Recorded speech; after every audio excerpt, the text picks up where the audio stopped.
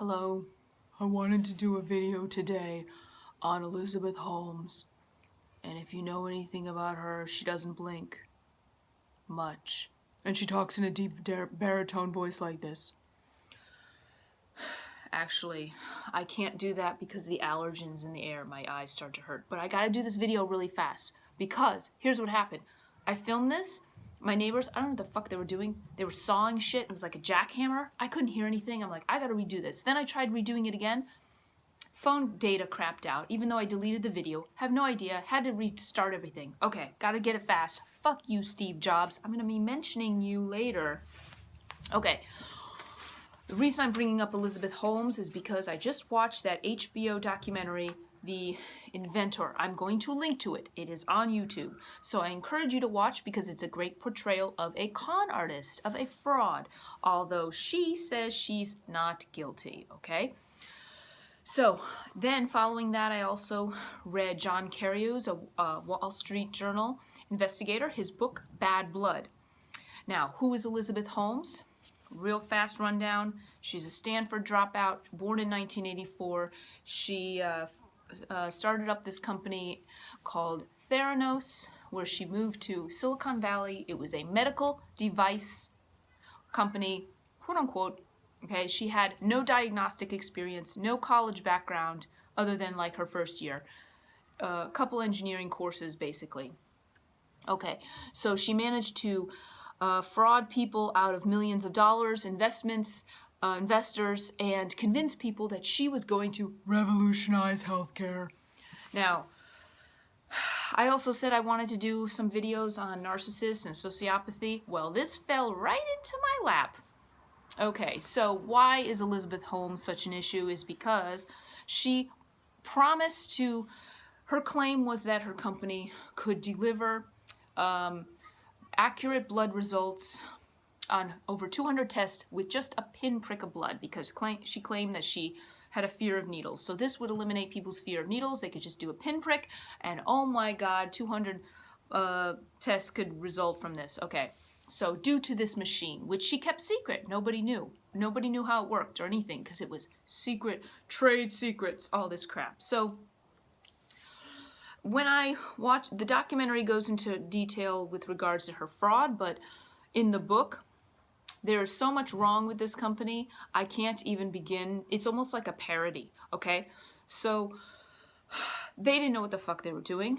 The box that this device was a piece of shit that gave completely inaccurate results.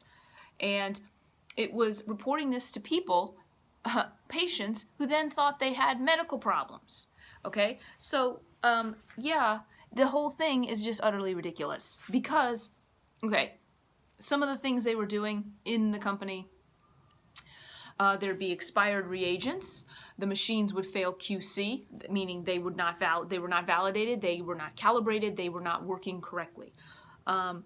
I have a background in biology and I actually work in diagnostics, so I am quite familiar with liquid handlers and how sensitive these machines are. They take a lot of maintenance, they take a lot of time, they're very fickle, they're temperature sensitive, there's a whole host of problems that can come with running an assay, okay?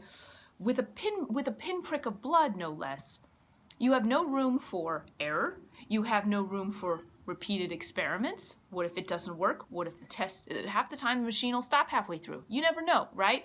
You always have to have a backup plan. But this had nothing because the machines were a piece of shit. Okay, she called them the Edisons. She spoke with a low baritone voice, which actually is not her real voice because there's footage of her where she actually speaks normally. She has these really big blue eyes and she doesn't really blink. Okay, she had an obsession with Steve Jobs. When I read the book, it's funny because there's a joke. They said they could tell what chapter she was on in the biography on him because she would start to even more emulate his behavior. That's why she wears the black turtlenecks, to emulate Steve Jobs. Okay, she's mirroring him. When she gives her talks, she takes on this sort of, you know, when you you're going to change the world. And she uses a lot of grandiose platitudes, but she has no follow-through. There's no actual factual data because data doesn't lie. And one of the things they say in the documentary is that she got people with stories. Okay, the story about her uncle, actually, she didn't even know the guy, or very little, like she wasn't close with him, but she used it as a marketing tactic. Oh, he had to die too soon. And a lot of her presentation, it was just canned answers. She never gave anything specific. But really, this is a testimony to how good she was at persuading people. She got a lot of old, rich, white guys like Henry Kissinger and George Schultz on her side, boards giving her money, investors giving her money, old white dudes that she was able to charm. Meanwhile, her employees were being treated like shit. They were being monitored.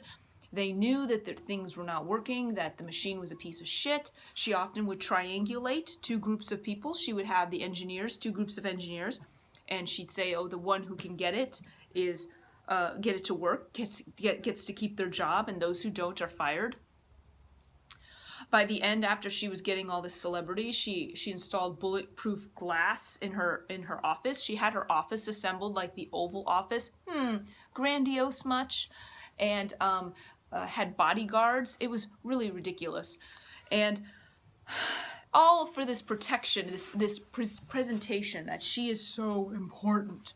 Now, she managed to convince people that she was on the level, like these people believed she was like the next Newton, or she is the next visionary genius, but she had no data. This is what I tell people.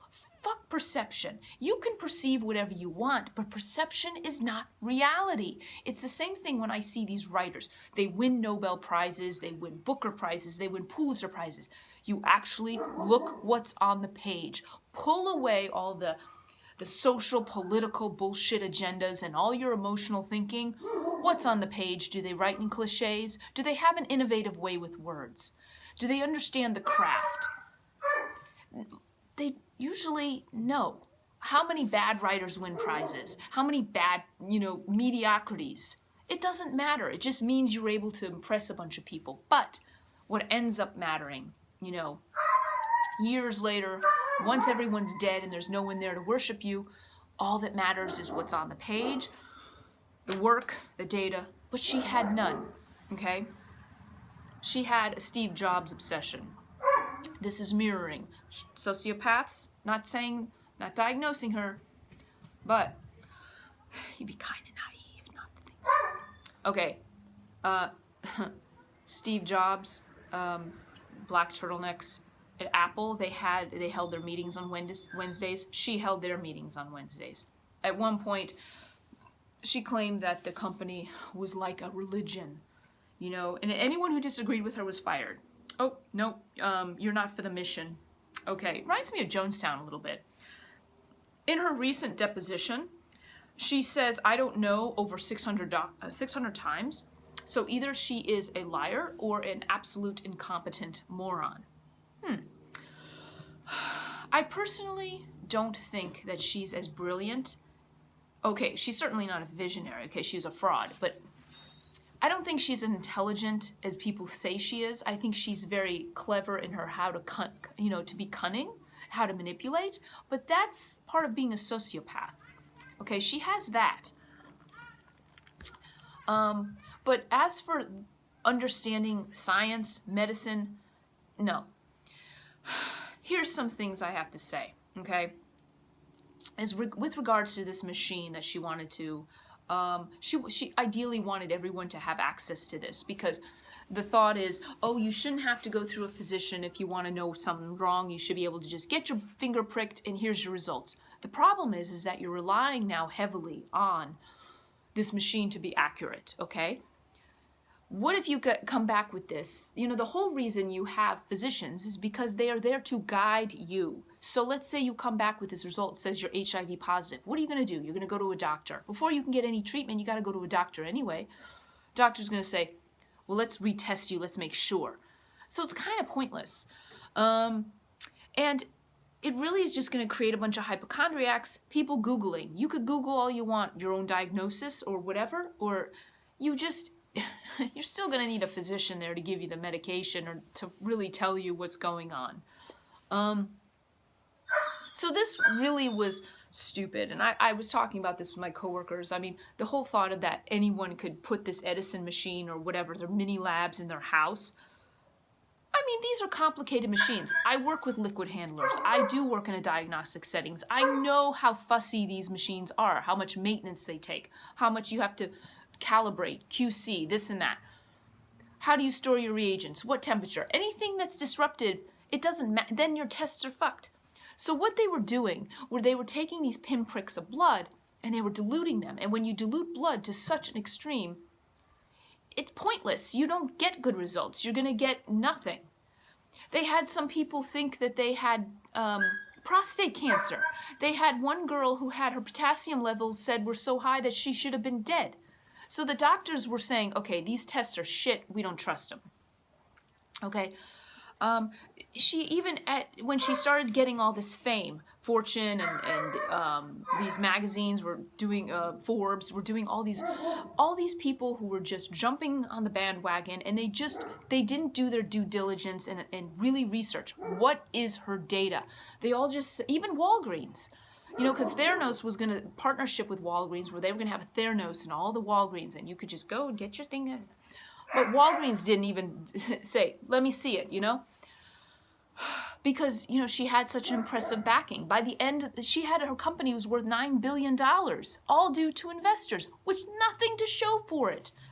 Pretty amazing, if you ask me, in terms of frauding people. Oh, God, I think I'm going to sneeze. But more on that is that... oh, excuse me. I want to say that... having this idea that you could have a prodigy in the medical field is utterly ridiculous. I mean, at least at age 20, medicine is not something that you just get like that. You have to, it takes years of practice and skill and immersing yourself in it. Yes, you could have potential, but this whole idea of this visionary is utterly ridiculous. So she just managed to get a lot of people who don't know a lot about medicine or diagnostics to just believe in her. They just trusted her. Okay, that was it. That's it. So, more on that is, I have to just say, my opinion on Steve Jobs is, you know what, I'm recording this right now on an iPhone, and an iPhone crapped out a minute. Fuck you, Steve Jobs. But my opinion on Steve Jobs is I don't think he's that great. Honestly, he's a salesman, okay? Like, so what? If Steve Jobs never lived, I'd be recording this on a smartphone or something else. Something else would have come along, okay? And, you know, she idolized the guy, she mirrored him, and also you can see a lot of Zuckerberg and things like that. So, other things is I felt that there was more of a connection to a cult. A lot of what she said was platitudes, generic, when she was actually questioned what's going on here. Sorry, I don't know if my lighting is weird or what. But, she gives a lot of generic platitudes, and she does a lot of word salad. She does a lot of, you know, you start to listen to her, well, the FDA has regulated, and you're like, okay, she didn't fucking answer the question. And so you start to get lost in this, and then you're like, okay, I guess she sounds like an authority, but has she really said anything? I don't know. Other than that, I'm going to hold this right now, because I don't know if the light is weird. She won some Harvard Medical Award or some kind of award. It was utterly ridiculous because, again, there's a reason you win these awards when you're like 80, okay? Like after your accomplishments have been completed. Again, what is she winning it for? She got it because she got a whole bunch of celebrity and claimed to have this machine that was going to revolutionize healthcare, but really it did nothing. And you know, it's one thing to be Steve Jobs, or it's one thing to be a tech guy, and you're producing an app, and let's say the app isn't perfect, but you're doing it, okay? You fake it till you make it. But it's another thing entirely when you're dealing with patient samples and people's lives and their results.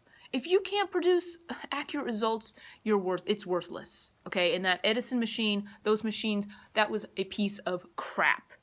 And it's funny, in the end of the book of Bad Blood, I have experts just saying she invented nothing. It was everything that we already did. It was just smaller and completely impractical, and it didn't work. So she ran her employees into the ground, wanting them to create this when she herself knew nothing about. She hired engineers. She wasn't doing it herself. She was too busy doing interviews and things like that. And everyone was just so sure to put her on the pedestal.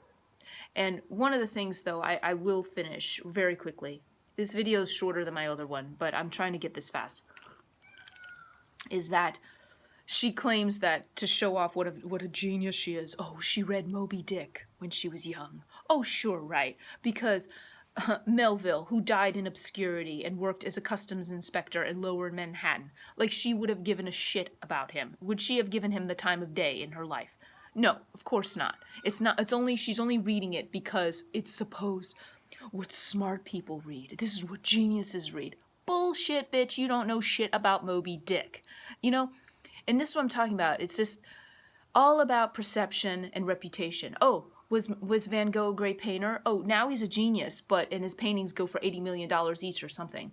Now, but in his lifetime, he was just a loser who sponged off his brother and ran in the fields painting all day like a crazy man. Oh, but which is he, you know? So I think this whole story is very interesting, just to give a sense of what we should really reevaluate. We really should reevaluate what we value here in this culture. Just because someone wins awards or is on magazines and has a lot of money doesn't mean that they're necessarily producing anything of real value. You have to really look at the credentials. Not the credentials, the actual data. I didn't mean to say credentials. I messed up. The data.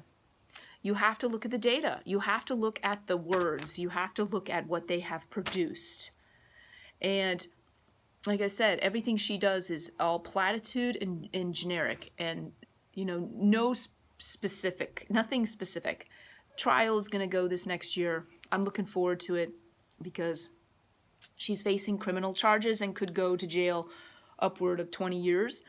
But she's probably harassing the shit out of her lawyers and firing them when they don't agree with her. And that's because that's all she did, was fire people that didn't agree with her and kiss her ass. So that, in my opinion, is not someone I want to be very close to. It's just interesting because sociopaths are very, very cunning. They're very manipulative. They're very charming.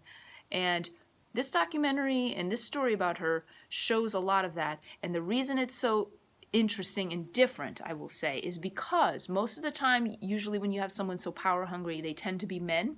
But you have a woman, a young woman, who wants to be the next Steve Jobs. There's even a magazine cover that calls her the next Steve Jobs, which is why do you think she was wearing the turtlenecks? Why do you think that's what she wants?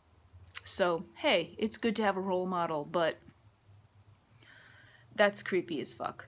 Not to mention the fact that she never blinked, and people would always say that, and you can see it.